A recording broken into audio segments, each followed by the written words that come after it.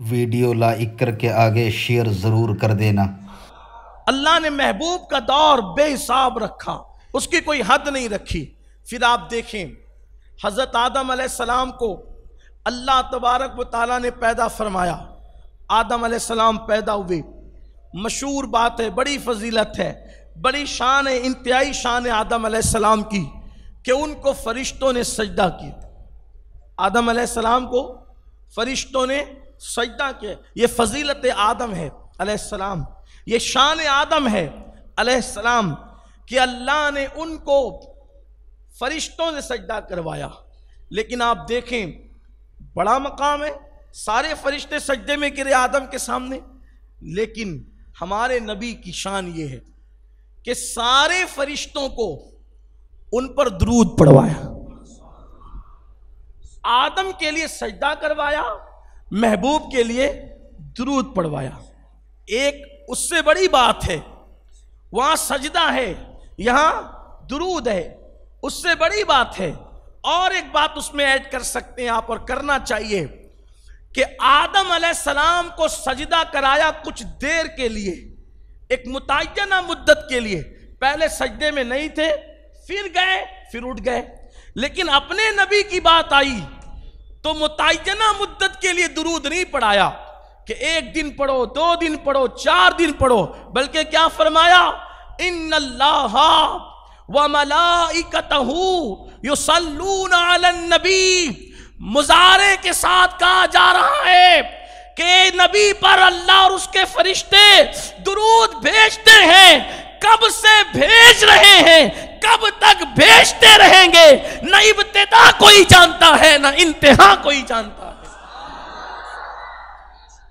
کتنی بڑی بات ہے، وہاں صرف سجدہ ہے، بڑی بات ہے وہ بھی، لیکن یہاں درود ہے، اور پھر درود میں بھی مدت کا تعین نہیں۔ تیسری بات، جب اللہ سجدہ کرنے کا حکم دیتا ہے فرشتوں کو، جب اللہ فرشتوں کو سجدہ کرنے کا حکم دیتا ہے تو آدم کو فرشتے سجدہ کر رہے تھے، تو ساتھ اللہ نہیں ہے سجدہ کرنے میں، اللہ سجدہ کرنے میں ساتھ، توجہ ہے آپ کی، یہ اپنے نبی کی شان۔ جب فرشتے آدم کو سجدہ کر رہے تھے تو سجدے میں ساتھ اللہ، کیونکہ یہ شان الوہیت کے خلاف ہے، اللہ کسی کو سجدہ نہیں کرتا، وہ کسی کو سجدہ نہیں کرتا، وہ کسی کو سجدہ نہیں کرے گا، وہ کسی کو سجدہ نہیں کر سکتا، کیونکہ وہ اللہ ہے، وہ وحدہ لا شریک ہے۔ تو سجدہ کس نے کیا؟ صرف مخلوق نے، صرف فرشتوں نے کیا۔ مگر قربان، جب محبوب پر درود پڑھنے کی اور بھیجنے کی بات آئی تو آدم کے لیے کہا کہ فرشتوں صرف تم سجدہ کرو، محبوب کے لیے کہا میں بھی درود بھیجتا ہوں، تم بھی درود بھیجو۔ دیکھا، یہ شان ہے محمد الرسول اللہ کی، مصطفیٰ جان رحمت کی شان یہ، اسی لیے تو حضور نے فرمایا انا قائد المرسلین ولا فخر، کہ میں تمام انبیاء کا سردار اور قائد ہوں، لیکن یہ بات میں فخر سے نہیں کہتا۔ حضور علیہ السلام نے جب بھی بات کہی نا تو اس کے بعد یہ فرمایا ولا فخر۔ آپ نے جب فرمایا سارے انبیاء میرے پرچم کے نیچے ہوں گے، میں فخر نہیں کرتا۔ جب میں نے اس کی شرح میں حضور تاج الشریعہ کا کلام دیکھا تو مجھے بہت خوبصورت بات لگی۔ انہوں نے شرح فرماتے ہوئے کیا لکھا، کیا فرمایا کہ آپ نے کہا میں انبیاء کا سردار ہوں، میں فخر نہیں کرتا، انبیاء میرے جھنڈے کے نیچے ہوں گے قیامت کے دن، فخر نہیں کرتا۔ فخر نہیں کرتا، حضور کیوں فخر نہیں کرتے؟ یہ بات تو فخر کی ہے، یہ بات تو فخر کی ہے کہ انبیاء کسی کے جھنڈے کے نیچے ہوں، اور آقا فرماتے میں اس میں فخر نہیں کرتا۔ تو بھئی فخر کے لیے یہ بات ہے قابل فخر، لیکن کرتے نہیں فخر۔ وجہ لوگوں نے بہت سی تشریحات کی، لیکن مجھے یہ بات ان کے کلام سے سمجھ میں آئی، آپ اس کو سمجھیں۔ دیکھیے، ایک بچہ ہے، اگر وہ ممبئی چلا جائے، ممبئی جانے کی اس کی حیثیت اور اوقات میں وہ ممبئی چلا جائے تو ممبئی جانے پر ہی فخر کرے گا کہ آج میں ممبئی آ گیا، ٹھیک۔ لیکن روزانہ جس شخص کا دبئی آنا جانا اس سے بڑا معاملہ ہو، اگر وہ کبھی ممبئی جائے گا تو کیا وہ ممبئی جانے پہ کبھی فخر کرے گا؟ بولیں آپ، مطلب کیا؟ کہ جس کی جو حیثیت نہیں اور اس کو مل جائے تو وہ اس پہ فخر کرے۔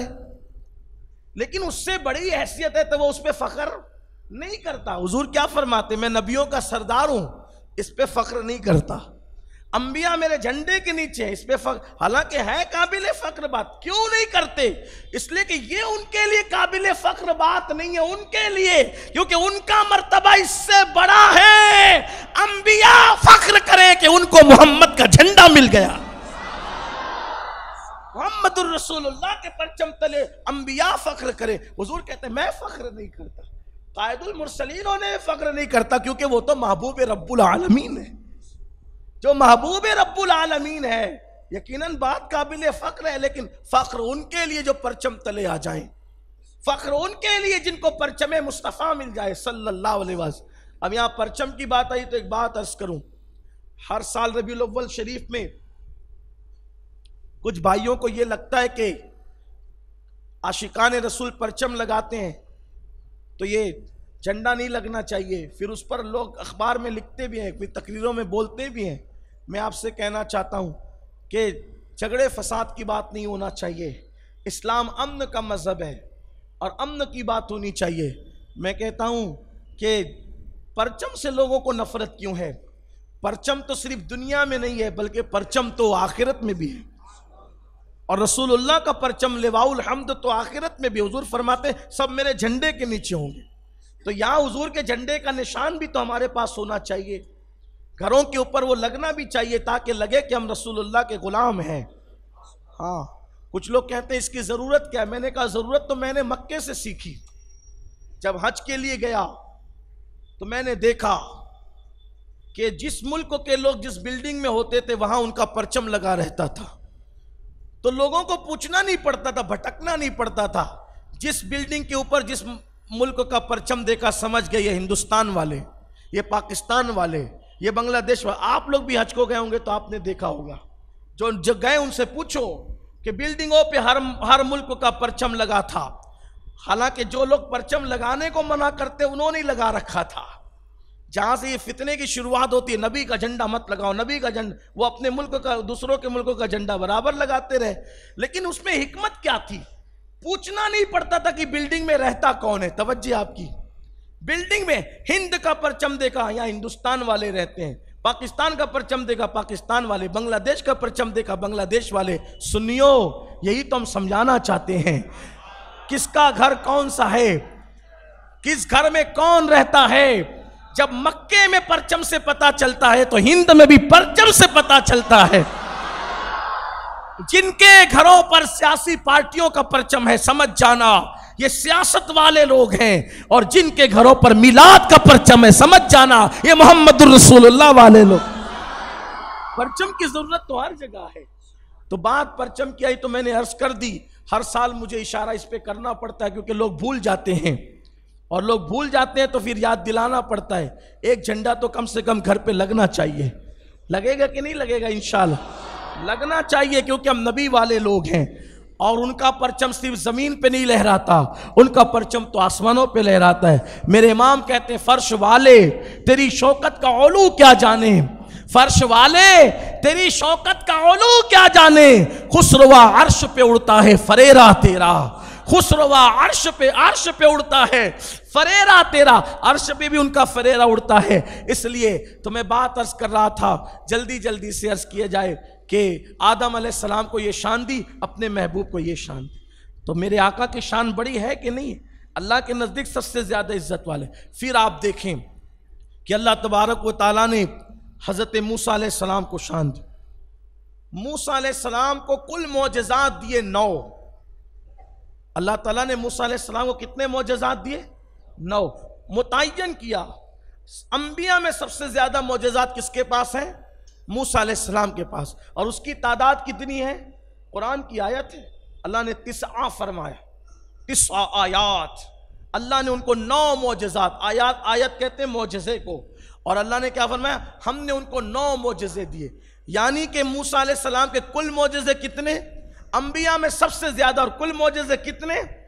9. اور ہمارے آقا کے معجزات کی تو کوئی انتہا ہی نہیں، بلکہ سب کو معجزہ دے کر بھیجا، ان کو معجزہ بنا کر بھیجا. کیسے معجزے، کیسے معجزے. حضور کا یہ معجزہ تھا صلی اللہ علیہ وسلم کہ اگر مٹی پر پیر رکھتے تھے تو حضور کے پیر کا نشان نہیں پڑتا تھا، اور اگر پتھر پہ رکھتے تھے تو پتھر پہ حضور کے قدم کا نشان پڑتا تھا. پتھر پہ قدم رکھے تو نشان پڑے، مٹی پہ رکھے تو نہ پڑے. اور ہم لوگ کیا کرتے ہیں؟ مٹی پہ رکھے تو نشان پڑتا ہے، پتھر پہ رکھے تو نشان نہیں پڑتا. لیکن وہاں فطرت کو بدل دیا گیا، فطرت بدل دی گئی، عادت بدل دی گئی کہ وہاں مٹی پر نشان نہیں ہے، پتھر پر نشان ہے. پھر اس کے بعد اللہ کے حبیب علیہ السلام کو اور مزید معجزات، اس کا تذکرہ ہم جناب موسیٰ علیہ السلام ہی کے ضمن میں کرنا چاہتے ہیں. دیکھو حضرت موسیٰ علیہ السلام کو معجزہ دیا کیا کہ انہوں نے عصا مارا دریا پر تو دریا دو ٹکڑوں میں، دو حصوں میں تقسیم ہو گیا. عصا مارا دریا پہ، دریا دو حصوں میں تقسیم ہو گیا.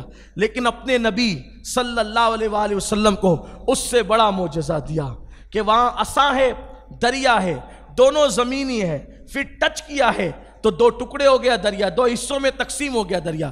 اسی لیے تو مولا علی سے کسی نے پوچھا تھا، ایک یہودی نے مولا علی سے پوچھا تھا کہ یہ بتاؤ کہ روئے زمین پر پہلی اور آخری مرتبہ، یعنی ایک ہی مرتبہ سورج کی کرنیں کہاں پڑی؟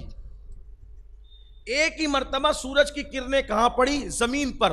اب دوبارہ اس زمین پر کرن نہیں پڑتی نہ پڑے گی. تو یہ مسئلہ تو لوگوں کے لیے بڑا ٹینشن والا تھا، دماغ گھمانے والا تھا کہ زمین کا ایسا حصہ بتاؤ، زمین کا ایسا ٹکڑا بتاؤ جہاں پر ایک ہی مرتبہ سورج کی کرن پڑی ہے، دوبارہ پھر نہیں پڑے گی. تو لوگ بڑے پریشان تھے. تو مولا علی نے فرمایا کہ جب موسیٰ علیہ السلام نے دریا پہ عصا مارا تھا تو وہ پانی دو حصوں میں تقسیم ہو گیا تھا، تو زمین کھل گئی تھی، تو اس پر سورج کی کرن پہلی مرتبہ پڑی تھی، اب اس کے بعد دوبارہ کبھی نہیں پڑے گی. آپ نے جواب عطا کیا تھا، وہ یہودی مسلمان ہو گیا تھا. ایسے اور بہت سارے اس کے سوالات تھے. میری تمنا ہے کہ ہم کبھی اپنے مرکزی اجتماع میں اس پر گفتگو کریں گے. یہودی کے سوالات اور مولائے کائنات کے جوابات بہت دلچسپ ہے، بہت خوبصورت ہے. اس نے جو سوال کیے تھے، آدمی سنتا ہے تو اس کی عقل دنگ رہ جاتی ہے، لیکن جب مولا علی کا جواب سنتا ہے تو اس کی طبیعت مچل جاتی ہے. انشاءاللہ میں نے احباب سے کہا کہ کبھی اس کو یاد دلائیں تو مرکز پہ اس کو ہفتہ وار اجتماع میں لیں گے انشاءاللہ. تو عرض یہ کر رہا تھا کہ موسیٰ علیہ السلام نے دریا پہ عصا مارا تو دریا دو حصوں میں بٹ گیا. لیکن اپنے نبی کی شان یہ ہے کہ یہاں دریا نہیں ہے، زمینی چیز نہیں ہے، وہاں چاند ہے. چاند وہ بھی آسمان پر، اور بہت بڑا، زمین سے بڑا ہے نا چاند، زمین سے بڑا ہے چاند، کئی گنا بڑا ہے. حضور نے اشارہ کیا، وہاں عصا ٹچ کیا گیا، یہاں انگلی ٹچ نہیں کی گئی، صرف اشارہ کیا گیا اور چاند کے ٹکڑے ہو گئے. اسی لیے تو ہم کہتے ہیں اپنے مولا کی یہ بس شان عظیم، جانور بھی کرے جن کی تعظیم، سنگ کرتے ہیں ادب سے تسلیم، پیڑ سجدے میں گرا کرتے ہیں، اور مائے شک گشتہ کی صورت دیکھو، مائے شک گشتہ کی صورت دیکھو، کانپتے مہر کی رجعت دیکھو، مصطفیٰ پیارے کی قدرت دیکھو، کیسے اعجاز ہوا کرتے ہیں، کیسے اعجاز ہوا کرتے ہیں. یہ اپنے نبی کی شان صلی اللہ علیہ وآلہ وسلم. پھر آپ دیکھیں حضرت موسیٰ علیہ السلام کو یہ معجزہ دیا کہ ان کے پاس جب قوم پانی کا سوال کرنے کے لیے، پانی کا مطالبہ کرنے کے لیے آئی تو آپ نے عصا کو پتھر پہ مارا تو کیا ہوا؟ عصا کو پتھر پہ مارا تو پتھر سے پانی کے چشمے جاری ہو گئے. لیکن مصطفیٰ جان رحمت کی قوم جب پیاس کا سوال کرنے مصطفیٰ جان رحمت کے پاس آتی ہے تو میرے نبی کو نہ عصا کی ضرورت ہے نہ پتھر کی ضرورت ہے، بلکہ مصطفیٰ جان رحمت کی انگلیوں سے پانی کے چشمے جاری ہوتے. انگلیاں ہیں فیض پر، ٹوٹے ہیں پیاسے جھوم کر، ندیاں پنجابے رحمت کی ہے جاری واہ ہوا.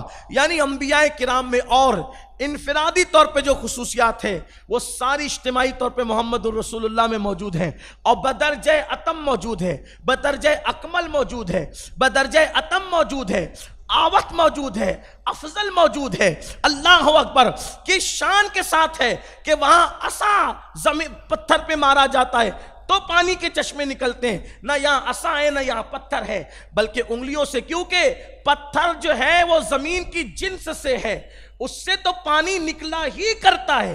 پتھر سے پانی نکلتا ہی ہے، لیکن حضور موسیٰ علیہ السلام کے عصا کے ذریعے سے نکلا تو معجزہ ہو گیا، لیکن کسی کی انگلی سے کبھی پانی نہیں نکلا۔ اگر کسی کی انگلیوں کی گھائیوں سے پانی نکلا ہے تو وہ میرے آقا مصطفیٰ جان رحمت کی ذات۔ یہاں پہنچ کر ایک بات مجھے یاد آتی ہے، اسی لیے امام اہل سنت سے کسی نے پوچھا پانیوں میں سب سے افضل پانی کون سا ہے، تو میرے امام نے فرمایا سب سے افضل ترین پانی وہ ہے جو محمد الرسول اللہ کی انگلیوں سے نکلا۔ حالانکہ یہ سوال اور پہلے بھی لوگوں سے پوچھا گیا، اور کسی نے کہا زمزم افضل ہے، کسی نے کہا کوثر، کسی نے کہا بارش کا پانی، کیونکہ بارش کا پانی افضل اس لیے کہا گیا کہ جب بارش کا پانی زمین پہ آتا ہے تو ہر قطرے کو فرشتہ لے کے زمین پہ اترتا ہے، لیکن میرے امام نے فرمایا نہیں، زمزم تو مل رہا ہے، ملتا رہے گا، کوثر بھی سب کو ملے گا، ہر مومن کو ملے گا کوثر، لیکن وہ پانی کہاں ملے گا؟ وہ تو انہی خوش نصیبوں کا حصہ تھا جنہوں نے پیا، ان سے منہ دھویا، وضو کیا، اپنے جانوروں کو سیراب کیا۔ کون سا پانی؟ وہ محمد الرسول اللہ کی انگلیوں سے نکلا تھا۔ صحابی سے پوچھا گیا کتنے لوگ تھے؟ کہا 1500 تھے 1500، لیکن واللہ اگر اس سے زیادہ بھی ہوتے تو بھی پانی اتنا نکلا تھا کہ پورے لشکر کو کافی ہو جاتا۔ پھر اسی طرح سے آپ دیکھیں حضرت موسیٰ علیہ السلام کو یہ شان دی، موسیٰ توریت لینے آؤ، توجہ آپ کی، موسیٰ توریت لینے آؤ۔ حضرت موسیٰ علیہ السلام کو توریت لینا ہے تو موسیٰ علیہ السلام توریت لینے کے لیے کوہ طور پر جاتے ہیں، لیکن اپنے نبی کی شان یہ ہے قرآن لینے کے لیے ان کو نہ ہیرا پہ بلایا جاتا ہے، نہ سور پہ بلایا جاتا ہے، نہ طور پہ بلایا جاتا ہے، کہیں بلایا نہیں جاتا، بلکہ قرآن سے کہا جاتا ہے قرآن جہاں میرا محبوب ہے وہیں تو چلا جا۔ اور حد تو یہ ہے توریت ایسا نہیں کہ کبھی مصری ہے کبھی شامی ہے، توریت کبھی مصری ہے کبھی شامی، ایسا نہیں ہے، توریت ہے، توریت طور پر آتی ہے، اللہ کی کتاب ہے، توریت ہے۔ توریت کو نہ آپ شامی کہہ سکتے ہیں نہ مصری کہہ سکتے ہیں، مگر یہ قرآن ہے۔ محبوب جہاں ہے، اگر محبوب بدر میں ہے تو قرآن بدر آ رہا ہے، محبوب احد میں ہے قرآن احد آ رہا ہے، محبوب خندق کھود رہے ہیں قرآن خندق میں آ رہا ہے، محبوب خیبر میں ہے قرآن خیبر میں جا رہا ہے، جہاں جہاں محبوب ہے وہاں قرآن جا رہا ہے۔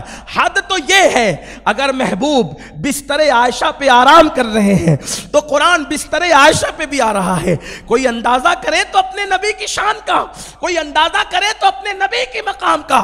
کلام الہی جہاں محبوب ہے وہاں جا رہا ہے، کلام الہی جہاں محبوب ہے وہاں جا رہا ہے، اور حد یہ ہے کہ بستر عائشہ پہ محبوب ہے تو کلام الہی وہاں بھی جا رہا ہے۔ اور پھر نہ انجیل نہ توریت آپ نہ اس کو شامی کہہ سکتے نہ مصری کہہ سکتے، کیونکہ ایک زمانہ مصر میں گزارا موسیٰ علیہ السلام نے، ایک زمانہ شام میں گزارا، نہ وہ مصری ہے نہ شامی ہے۔ مگر قرآن بعض صورتیں مکی ہیں، بعض صورتیں مدنی ہیں، بعض صورتیں مکی ہے، بعض صورتیں مدنی ہے۔ قرآن کلام الہی مکی مدنی کب سے ہونے لگا اور کیسے ہوا؟ لوگوں نے پوچھا کہ قرآن مکی مدنی کیسے ہوا، تو کسی نے جواب دیا جو مکے میں نازل ہوا مکی ہے، جو مدینے میں نازل ہوا مدنی ہے۔